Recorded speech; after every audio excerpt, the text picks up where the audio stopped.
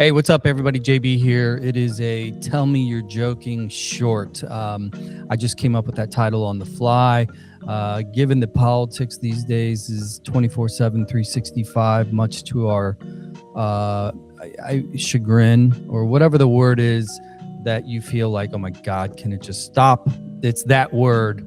However, running from it doesn't mean it gets fixed. So therefore, the masochist in me decides I'm going to lean into it, especially here in Missouri. I'm going to keep on bringing on anybody that's willing to talk. Specifically, given the fact that Missouri is a super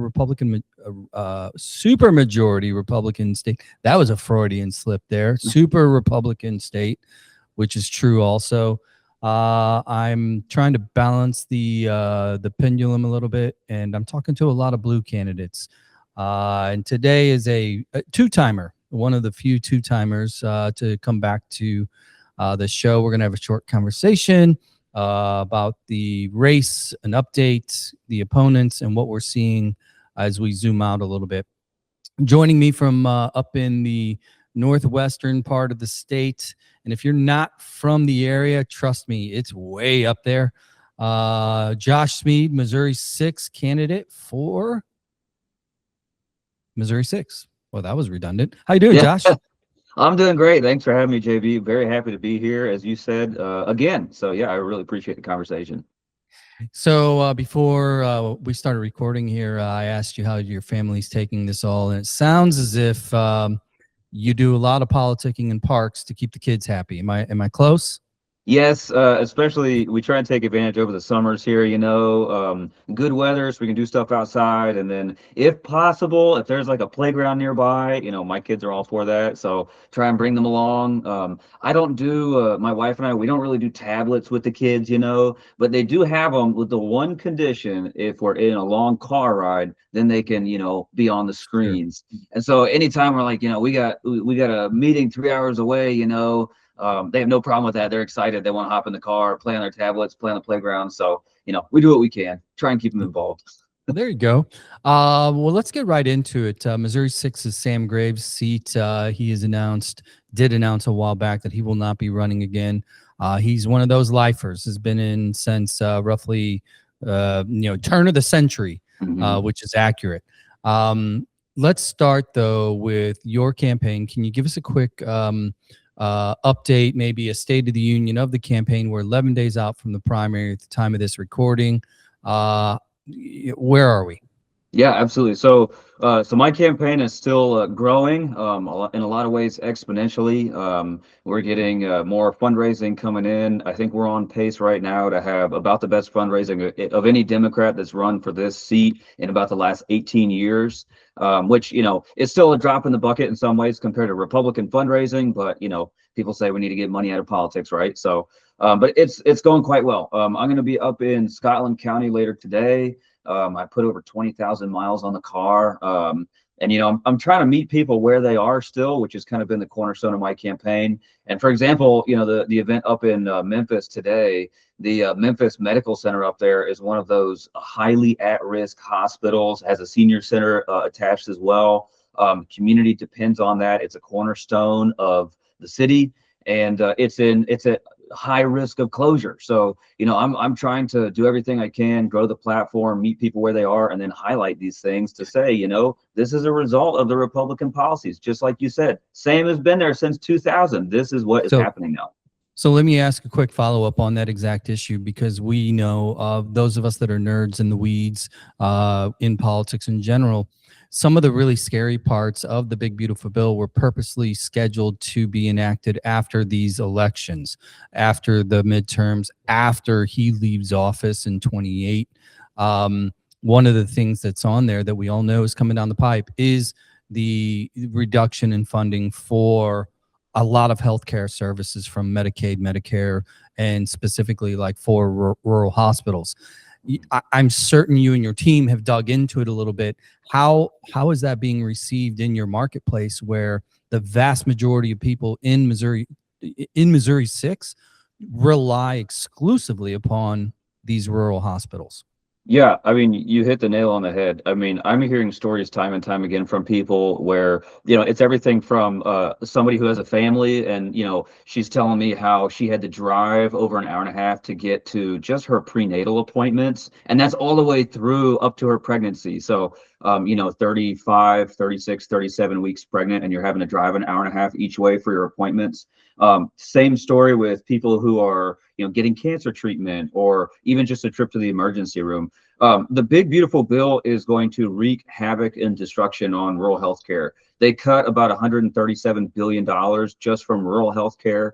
We're seeing a 33% increase in the amount of uninsured people in rural America. The expectation is health insurance rates are going to double. And of course, we're going to see more of these rural hospital closures. So, from my understanding, one of the sources I use, Will Westmoreland. If you've heard of him, he's awesome. He's all over social media, farmer from southern Missouri, and he talks about this stuff all the time too. And he's saying it as well. It's about 1.5 million people in rural America that are going to lose their health insurance thanks to this big, beautiful bill. So Why do you? So let me interrupt. I want this to be a little bit more of a tennis match, if you don't mind, because people have a sure, short yeah, attention span, including me. yeah. Why do you think that reality is not breaking through as fast as it should? Because here's the other part of it too, especially in rural America, where just like your potential constituent, who she's pregnant, she has to drive an hour and a half each way. There are compounding factors there. Gas is up. Hmm. Inflation in general is up. We all know that. We know that food's more expensive. We know that insurance, you name it, everything's more expensive. Is it breaking through to where those that might be long-term conservatives, long-term Republican voters, are you seeing anybody hit the wall to where they're like, Jesus, I can't keep doing this? I am absolutely across the board. I am. I mean, healthcare is probably the top issue that I talk to with people, but just like you're saying, gas prices, I mean, they're ticking up. I think it was just shy of $4 here in Liberty just yesterday. I Yeah. haven't checked this morning. I imagine it's even higher, with everything going on down now with Yemen and the Houthis. But yeah, I mean, it's healthcare is one piece of the puzzle. And, when you add it all up, gas prices, most people, like when you take all the people that have been booted off their healthcare, they have been booted off of SNAP. These benefits, a lot of them are hungry. They're already stretched so thin. So when we add on, an increased inflation, groceries are going up, diesel is going up. I mean, the cost of everything is continuing to rise, and it's very much self-inflicted. And I think people are realizing that when they say America first, and then they go and we're doing all this garbage in Iran, which is going horribly. People see that, and they are noticing it. They absolutely are. I hear about that every day. So let me ask you a quick question. Go back to the campaign overall. Just a super fun generic question. Maybe not fun, depending on how you answer this. We were talking about you 11 days to the primary, but let's look back 30 days. Knowing what you know now, if you were to change anything about your campaign, what would you change, and what would you focus on more than you have during that time frame?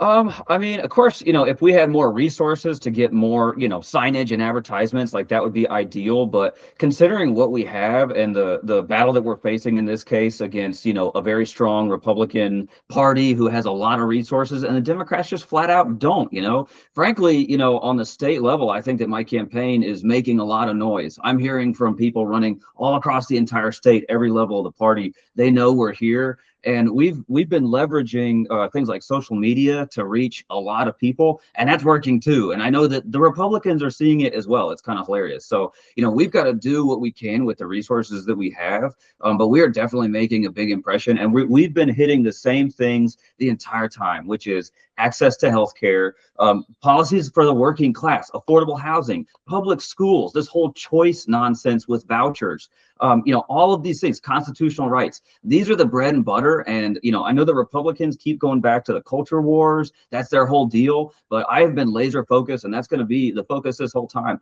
I don't need to necessarily dip into the culture wars. I'm happy to respond to them and hit back hard on those. But people are worried about the gas pump. They're worried about the fact that they don't have health care for their family. People who are aging in place, and they can't get to the hospital or specialists. Like, these are the core issues that people are facing, kitchen table issues. So that's where we've been focused, and that's where we're going to continue to be focused.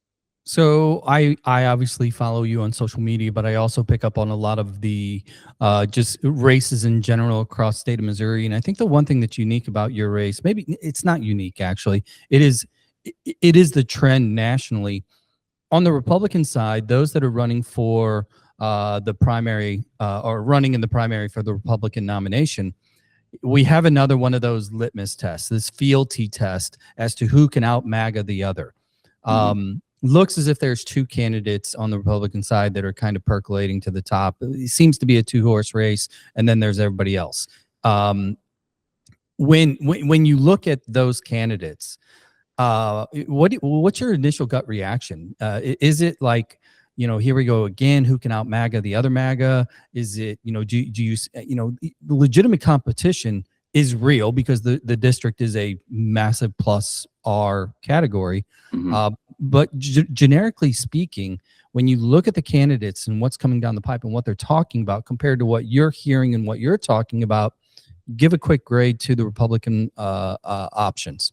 Yeah, absolutely. I mean, I have a hard time, whenever they open their mouths and start talking, I have a hard time, distinguishing between them because they're all saying the same thing. They all they care about is Donald Trump and trying to get an endorsement right now. And I'm fortunate in my race too that we're starting to have bipartisan candidate forums where the Republicans are participating and I'm getting a chance to participate as well. So this is the first time in probably a quarter century that the people of North Missouri have gotten a chance to have a very direct and bipartisan conversation with these guys. Let me ask a quick question. Okay, if that's new, that's 25 years in, which blows my mind. But actually it doesn't, because up until I was recently gerrymandered, I used to be in Missouri 2. Now I'm in Missouri 1. Ann Wagner was MIA every single time. Who in your district, what organization, what group of people are actually giving you or mandating that you be able to be on the stage with the front runners, so to speak? Yeah, so the Maryville Chamber of Commerce was the one that was about a week and a half ago. I got to go do that one. There was a newspaper out of Richmond that put it on. So, the nice thing is that with these Republicans who are trying to compete against each other so much, they're trying to get, any desperate time, face-to-face time with voters as well. So a lot of these publications, kind of neutral, right, nonpartisan, are putting on these bipartisan candidate forums. And I think in a lot of years in the past, maybe Democrats would have participated, but the Republicans would not, because Sam Graves never did. He has not held a town hall in over 10 years. I don't even think he had any debates since his very first race. So, we haven't had that ability to be responsive. So I've been trying to take advantage of that.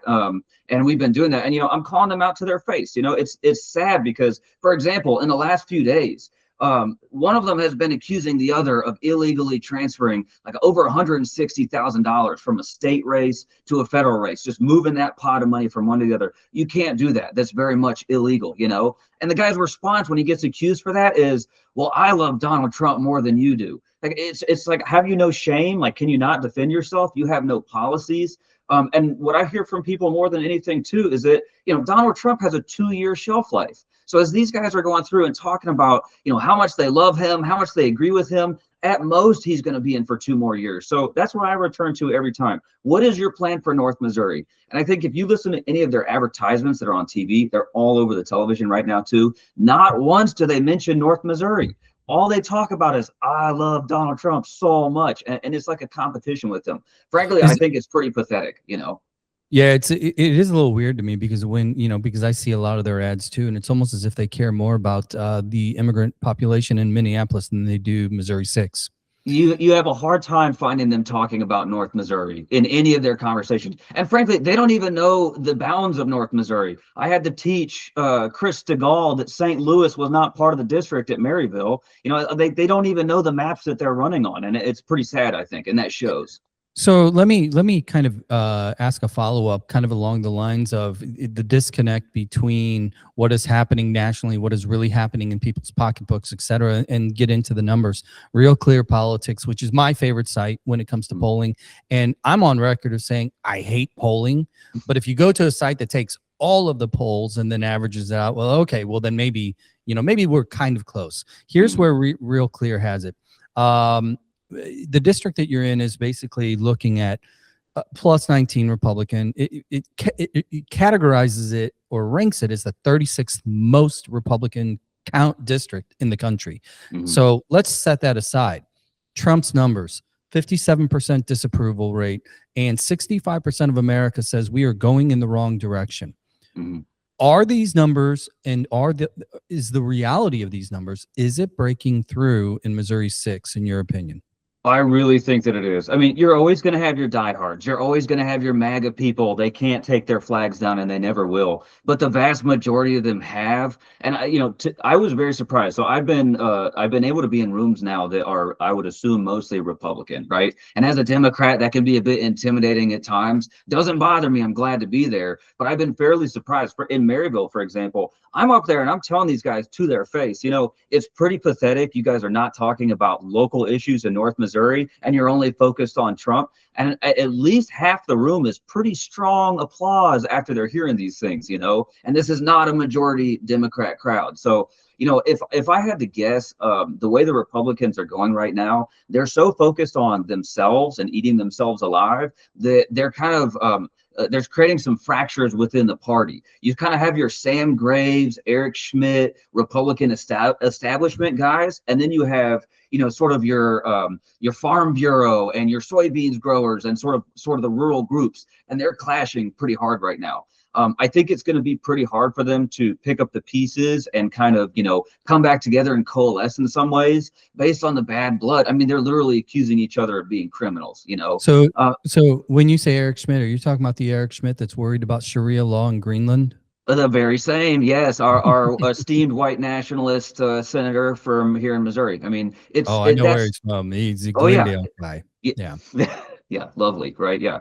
It's I mean, it's sad. So that's why, that's been the focus of my campaign, is on these kitchen table issues. I will mention too, like you're saying, if they're calling this at a R+19, the last election was 70-30. So if we've already been able to take a 40-point differential and take that down to 20, when you're talking gerrymandering, you're talking the unpopularity of Trump, you're talking, the fact that Sam Graves is retired, so they don't have their incumbency, the tariffs, Iran, gas prices, you name it. There's a constellation of issues right now that are in our favor, but it's on us to just continue beating that drum, meeting people where they are, and changing minds.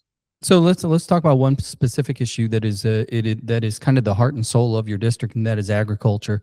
Probably it's the most popular industry within your district, maybe even the most relevant industry within your district.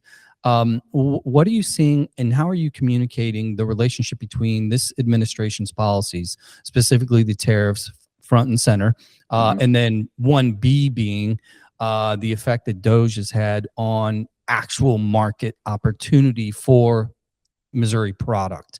What are you hearing? I'm not going to say on the streets. I'm going to say in the fields, acreage. right? What are you hearing in the acreage? What's going on out there? Yeah, so North Missouri is obviously heavily agricultural. It's a third of the state. So I've been hearing the Republicans say 1 in 3 farms is up here. Like, yeah, no kidding, it's literally a third of the state. But most of what you see up here are row crops, soybeans, corn, large scale operations. 34 to 42% of the entire row crop export market has been destroyed by the Trump administration. It's a combination of these tariffs. It's a combination of issues on the inputs, whether it's Iran. Because what China has done is they haven't just said, let's pause these purchases, and we're going to pick this up later. They've literally, they're down in Brazil. They're dredging out harbors. They're making the ports. They're building the infrastructure. That's not a short-term thing. So when we say over a third of the export market for row crops is gone, eliminated, that means more bailouts. Farmers don't want that. That is more instability. Farmers don't want that. Like there are things that what they voted for, I think, and what I'm hearing from a lot of people, this is not what they think they voted for. They didn't vote for the destruction of their livelihoods, and that's exactly what's happening. And the issue that I'm seeing, and I'm pointing out again and again, all of these Republicans who are running are saying Trump is right about everything. He is the most successful guy, all of the parroting talking points. So they're supporting this. They support the destruction of the export markets. They just support the destruction of rural healthcare, rural schools, and people are seeing that. So I think one thing that's very powerful too, that I'm trying to leverage in my race, and I hope more Democrats do, is that I think it makes a big difference to be a person in a room of mixed company who might not agree with you and stand up and say that.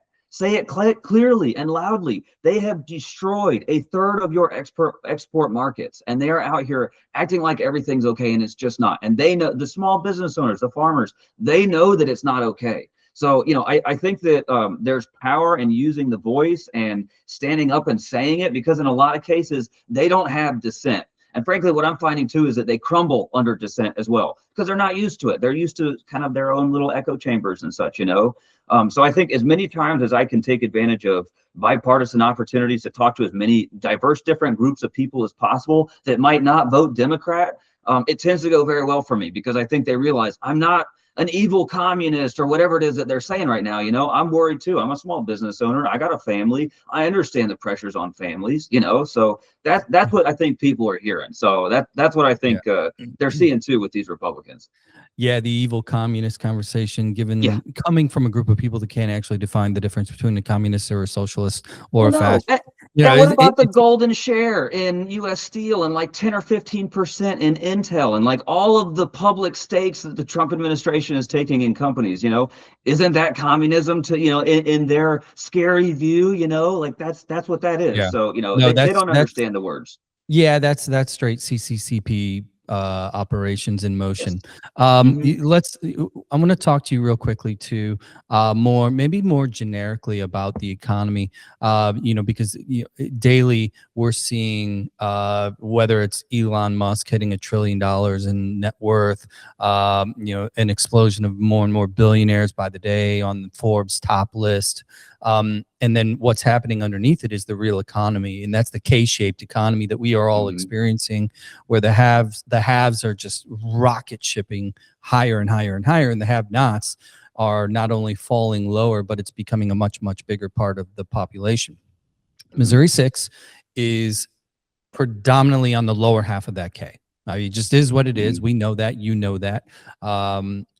What is there any kind of like aha moment or self-awareness that's trickling into these traditionally conservative conclaves where, hold on, people, we are being left out, Yes.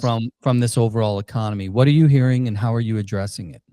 Yeah, I mean, people absolutely feel that way. And, take, Iran is probably one of the clearest examples where, people who voted for a lot of these Republican policies that Trump has been advertising, the MAGA Republicans have been advertising, has been all about America first. And they've been under the impression that gas prices are going to be at $2 a gallon now, and groceries are going to be cut in half and like all of these things. And yet we see, it's unending forever wars in the Middle East that have no resolution. They're driving up the prices of everything, and they cannot control it. People see that and they recognize that. I think that, on the national scale for the Democrats, there's a lot of these conversations of, I've received questions from people that'll say, what do you think about AOC? What do you think about Mamdani? I'm in North Missouri, and those are very different places from North Missouri. I'm not a socialist, I'm not a communist, these sorts of things. I'm a person who cares about, our families and the fact that we can't, people are having a hard time getting groceries right now. I mean, I think what's impacting people the most is their pocketbooks. And for example, I've talked with people that are taking care of their aging parents in their homes, aging in place across rural North Missouri. That's very common. And now for Medicaid, there's an 80-hour-a-month work requirement. Good luck finding 80 hours of consistent work when you're out in the middle of Unionville or these rural areas where that just doesn't exist, So I think that, it is taking some time. But it's worth remembering that Trump and the MAGA Republicans are much better at selling the position than they are at governing. They are absolutely atrocious when they actually get in the driver's seat. And I think, unfortunately, it takes time for people to remember that, but people are indeed remembering that now. And it makes sense to me that Trump's support is crumbling even within the Republican Party. Last issue I want to bring up to you, and it's just kind of a carryover from our pocketbook issue that we were just touching on. And this is something that even if you were in office right now, you would not have a lot of say/control over because it's a state legislature issue, that being Amendment 5. There are a few issues in the state of Missouri that are garnering more attention than this issue. And for the listener, if you're not aware, I'm sure you are, but I'll give a quick summary. Basically, Governor Kehoe and the Republican majority here, they want to implement a no state income tax. They'll say, oh, we're going to phase it in over time and make it all work. The reality is they're not. They're going to botch it. They've botched it up to this point. My question to you is, when you hear Amendment 5, even though it is not a federal issue, how is that connecting within your campaign to these people? Because so many of the people that you just described that are like aging in place, or they have to find the 80 hours, etc. Many of those individuals aren't even paying state income tax to begin with, and therefore to make up the budget, you and I both know it's going to come from other sources, and these sources are the things that these people spend money on all day, every day. Is it part of your campaign? Is it being talked about? And how are you addressing it? Yeah, we do talk about that. I get that question periodically. So the best way I can talk about that too is, thinking about the 6th district, we have borders with 3 other states, right? Kansas, Iowa, Illinois. We've got borders where people can very easily go across and get, groceries or whatever else, healthcare even, in a completely different state. So the issue is that when we have this essentially blank check that the governor and the Republicans are asking for with this whole no income tax thing, there's no ceiling on the sales tax. And Right. From what I'm hearing, it could very likely be 15 or 20%. So when you've got a lot of other options, you can just go straight across the border to Kansas. That's what you're going to do. So now we're going to have a lot of local income tax or local sales tax, excuse me, that's going to just go away overnight, because people are going to drive. I mean, I know people right now that drive 30 or 45 minutes so they can save a few cents on gas. Sure, we all do. But the issue then is that it's going to take money out of these localities. And, I've been hearing too, it's going to be bad for law enforcement, because, if you think about it, your sheriff needs a new jail, or the police station, right? And they need some upgrades. A lot of times those are paid for by local taxes, half-cent sales tax, this, that, and the other. Good luck asking your locality to do another half-cent sales tax on top of their 15 to 20% tax that they're already facing, So it's a huge issue. And I don't think that, I think that people do realize that, and we talk about it all the time too. It's regressive, if you have lower income, you're going to be paying a much higher share of your income on groceries and everything else, that you have to have that to survive. I'm an architect as well, so am I going to be facing gigantic sales tax on my services? If you buy a car, do you have a 20-30% bill sales tax now to pay on that car? Like, it's just going to stack up. So it's a horrible policy. It's a horrible plan. And frankly, I think the Republicans know it too, because a lot of the commercials I see when they're saying, oh, this is going to be bad for data centers. This has nothing to do with data centers. They're trying to latch on to that data centers are bad vibe, and act as though that's the issue. But it has nothing to do with this. It's just this clear and simple. What people need to know: if you want 15 to 20% sales tax on everything in your life, that is in all likelihood what's going to happen as a result of Amendment 5. I am a hard no on Amendment 5. Everybody I talk to in rural areas tends to agree. And frankly, I don't see that many yes on 5 signs. I see yes on 4s. I do not see very many yes on 5s. Josh Smead, Missouri 6. You train's rolling, man. 11 days till the primary. Good luck. I appreciate you taking the time to join me here. I know you got to get going. You got to go make a little peanut butter and jelly, wrap it up, get in the car. Oh yeah. I can't imagine what your fuel budget is on this campaign, because it's a big district. Yeah, it goes up a bit, with time and gas prices. But no, I really appreciate you having me on here, though. I really do. So it's good. I'm enjoying getting out and speaking with people, and we're going to keep at it. Can't wait. I can't believe it's less than 2 weeks till August 4th. Exciting. Sounds good. I'll the link to your campaign is below here in the post notes, show notes. So if you're interested in supporting Josh and his campaign here in the final run, go check it out. Good luck. Thank you, people, for paying attention, joining in here. Like, review, follow, share, all free. And until next time, tell me you're joking. See ya.